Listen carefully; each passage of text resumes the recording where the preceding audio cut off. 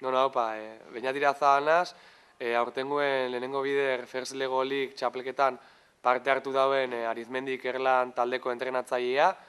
eta aurtengue oso esperientzia politxe ari da izaten guretzat, Euskadiko txapelketa irabazi ginun,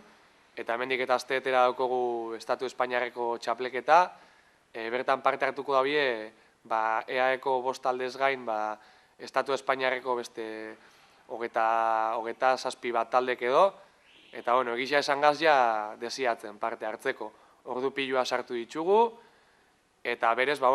txapleketa honetan 3 gauza edo baloratzen die gehien bat, alde batetik proiektu zientifiko bat, inbiar da, zehozer proposatzen, zehozer berritzailea proposatzen, aurtenguan biomedikuntza eta teknologia ustartuz,